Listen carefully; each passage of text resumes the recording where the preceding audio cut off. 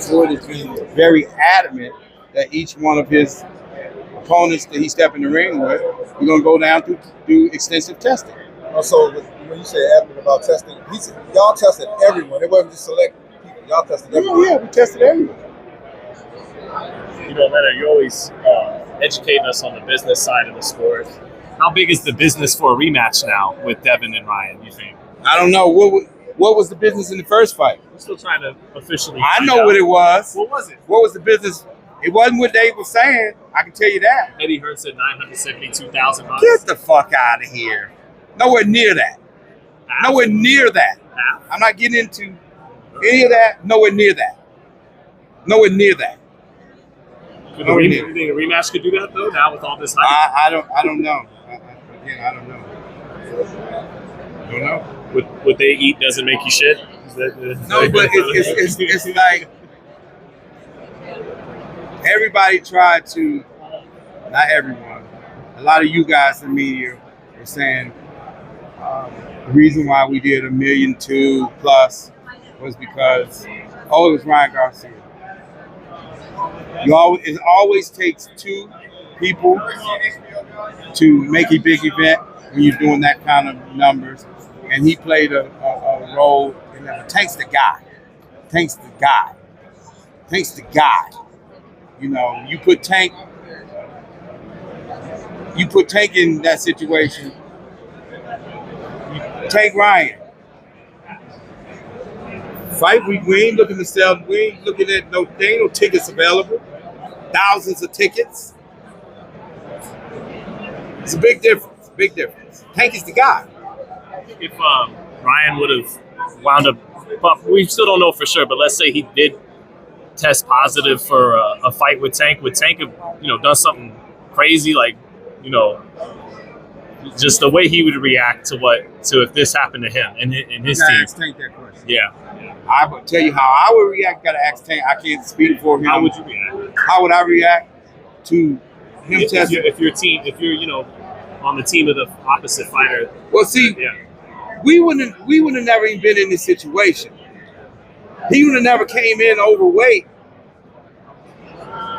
and fought. No, we would have handled that shit totally different. Is that because of the contract?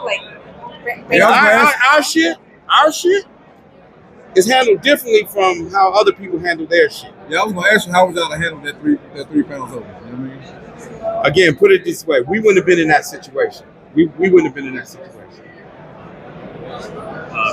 Leonard, before talking that went down, we're really cool. We're really cool, and have a good, cool relationship. Again, and we on the same page. We're on the same page. We both don't like that motherfucker. We have that definitely in common, and amongst other things. I think he's a great fighter, and he's learned so much since the Floyd loss, and he's become a icon in boxing, and he's, in my opinion, probably the greatest Mexican fighter ever. But we definitely have one thing in common: we don't like that motherfucking Oscar De La Hoya. You've never been shy about that. Does Oscar have his side of the story, even though you don't? No, I don't care. I don't really care. Yeah. I don't really care what he thinks. Yeah. It's just like, isn't it kind of ironic that even guys like Dana White, for an example, when he speaks about Oscar De La Hoya, what does he say? He uses a lot of the same words you do. Funny how that works. Eddie Hearn, what does he have to say about him?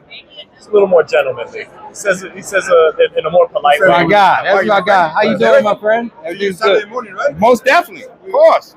Be front and center, without a doubt. He echoes the same sentiments with his own British way of saying it. Yeah. He says it like in a James Bond way. Yeah. But that's the common thought amongst the promoters in boxing. Everybody know what it is.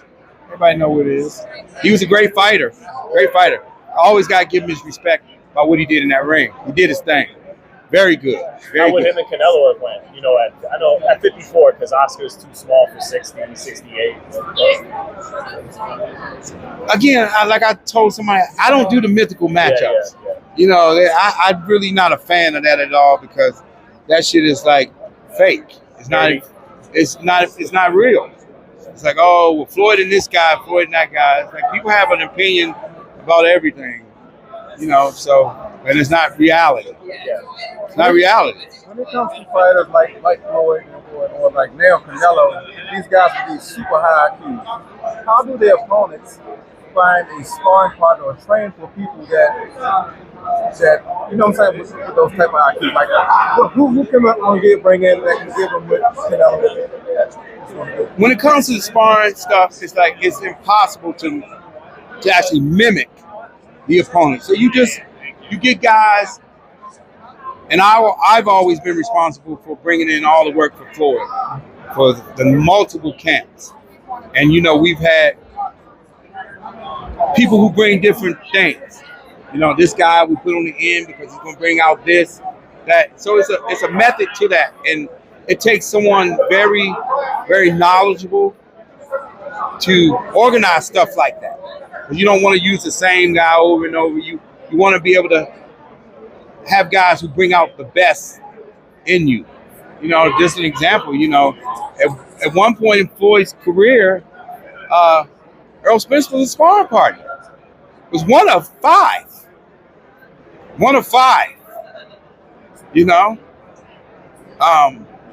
It just goes to show you that the level that you're operating at, the preparation is always the key to getting ready for big fights. The preparation, hey, young lady, how you doing? Is always the key. You know, that's where the fights are really won. The preparation. Leonard, I don't know. Did you get a chance to see Canelo on First Take on ESPN in the morning? I caught the tail end of it. Well, he said, if the money's right, you know, I took David Benavidez Saturday night along with Munguia. What do you think of his comments? I've been telling you guys that all along. Canelo Alvarez is not scared of David Benavidez. He's not. He's a fucking fighter. He's been in there with everybody. David's my guy. I mean, I like David a lot. I know him very, very well. I've got a chance to kind of game plan for him. He's impossible to deal with. That's why that's a great fight. That's a great fight. I hope to see it just like you guys. Canelo's not. It comes down to this. It comes down to he like, this is what y'all want. Y'all got to pay me. Right. I ain't mad at him. He should get paid. Him and Benavidez. I hope they do make the fight. I'd be so happy for my guy Samson. You know, he deserves an opportunity to be on a big stage like that. You know, he's worked so hard. So, you know, I hope it does. I like both guys. I like both guys. And I do have an opinion on who will win the fight, but I'm not going to tell y'all. Let's get it signed first, right? What about when it's signed, Leonard? You maybe give it fight week. Yeah. When we get to fight week. Yeah, well, it's a better fight than what y'all think, and it's not probably what y'all think. What do you think? What do you think we think? Yeah, what do you think's the perception? I think that it's one perception is that, without using names, but it's a different kind of fight. It's a different kind of fight. Both guys are really good though.